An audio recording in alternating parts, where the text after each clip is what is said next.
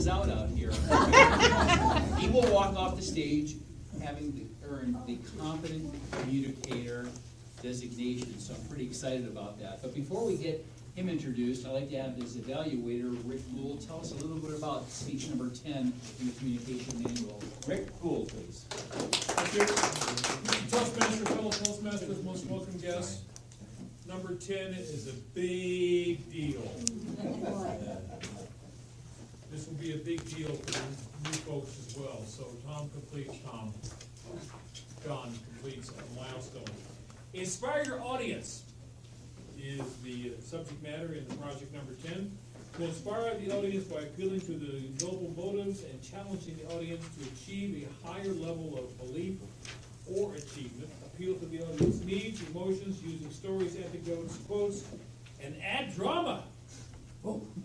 Time, 8 to 10 minutes. Topic, do your homework. Thank you, Rick.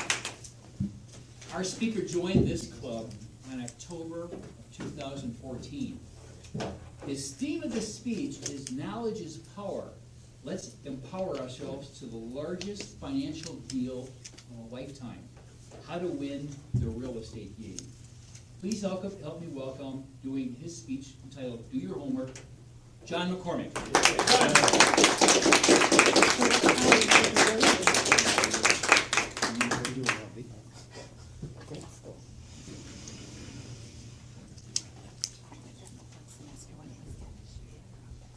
Okay, who would like to have $30,000 or $40,000?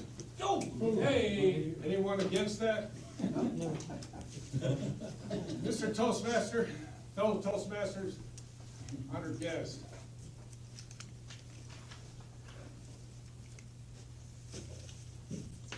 As I walked through the showroom downstairs, I noticed that we're in the business of selling machinery. You can't help but notice that. What do I know about this machinery? And as I read your minds, what can this old guy, this old gray-haired reprobate, tell you about machinery? Can he help? Does he have any knowledge? Can he, for instance, tell me a better way of sweating a wrist pin into a connecting rod? Can he tell me which way to face the rings on a piston? Is there anyone in the room that can address the controversy between the shear strength of a number 5 bolt compared with the number 8 bolt? Anyone? Now it's quite clear that I know a little something, but the question in your minds, is this something I read on the internet 5 minutes ago? Or is this something that I gained through experience? The next question is, does it matter? I am confident to tell you that I know these things. How I know them does not matter. Gaining knowledge is a simple, very simple process. We take 10 minutes a week and read about a subject. 10 minutes. At the end of the year, we've got about 5 some hours in there. And we know something. It's about doing homework. And I read your thoughts. Yeah, John, you've never done no homework in your whole life. Hey, this guy right here is a champion, the champion. Give me applause. Hey. 5th grade champion of the dog ate my homework. Worse yet is we didn't even have a dog. Do your homework means find something out about the subject that you're about to go into.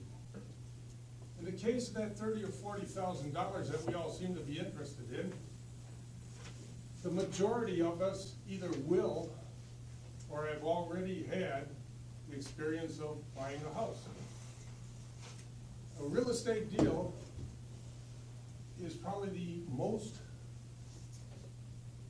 money that you'll ever deal with. And to win in this game takes confidence. That's all, confidence. It's all about what do I know. Chances are that the minute your family found out you wanted to buy a house, they told you that Uncle Ned was the guy to see in real estate. And you know deep down that Uncle Ned has not had a sober breath in 25 years. How do I get around this? How do I get around this? Do I insult the family and use somebody else, or do I use this joker that I don't trust? Knowledge. 10 years before you decide to buy a house, you should have started reading 10 minutes a week about real estate. We're all interested in making money, having a comfortable life. I suppose we all are. How do I do that? By knowing more than the person I hire. When I want to buy money from a mortgage agent, I better know something about mortgages. When I buy the services of a real estate agent, an inspector, an appraiser, I better know what I'm talking about. I don't have to tell anyone that I know it. The knowledge itself gives me confidence. Gives me confidence to say, what happens to the mortgage once I sign it? What happens to the note once I sign it? Has anyone yet seen The Big Short? Bingo. 2. Anyone else? Okay, don't miss that movie. What happens to your mortgage is the mortgage is sold into what they call the secondary market. It's placed in what they call a REMIC, a pass-through trust. It's put into a tranche within that trust. These trusts can be worth $100 million, $50 million.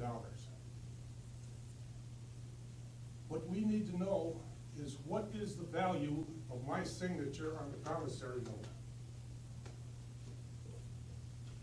I'm borrowing $200,000. What's the actual value of my signature?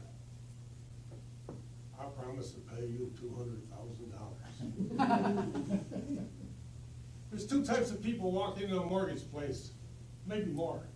The one is, oh, please, Mr. Banker, oh, we saw this house and we love this house and we want to buy it, and please give me the money. I know my credit rating is not great, but please give me the money.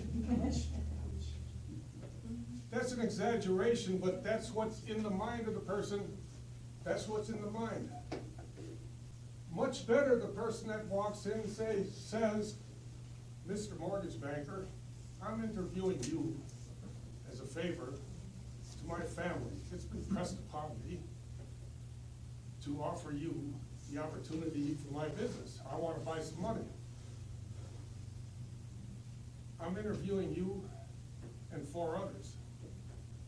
I have 2 other independents, a banker and a credit union to speak to yet today. It's a big day.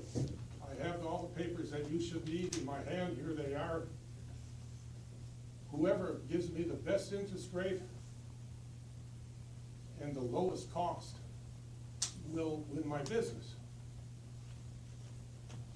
Now, is that a difference between, please give me the money? Yes.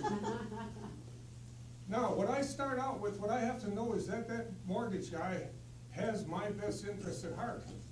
He does. His boss may not. His company offers different programs for different people. And each company has different programs. And sooner or later, one of those 5 people is going to come back with an offer that I can accept. I said $30,000 or $40,000.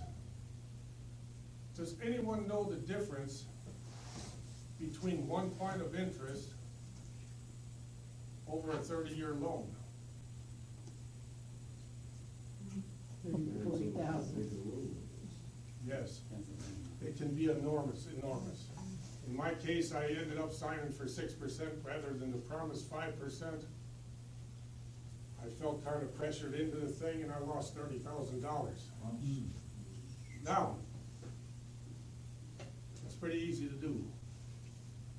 Be the guy that interviews 5 because you did your homework. It's that simple. 10 minutes a week, homework. The dog don't have to even be there.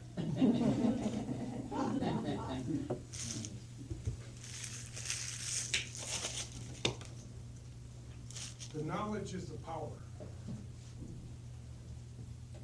As I walked through that showroom that I talked about, I saw a little Honda bike. I think, oh, that'd be great to run out around the countryside in. And the front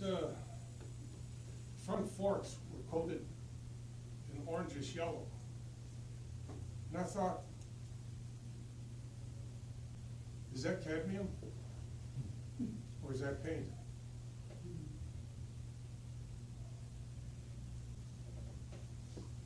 And I thought, were I on this floor and somebody asked me, I'd better know the answer. Why? Because that person might be an environmentalist and feel that cadmium is right up there next to lead. Dangerous. I better know the answer. How do I get the answer?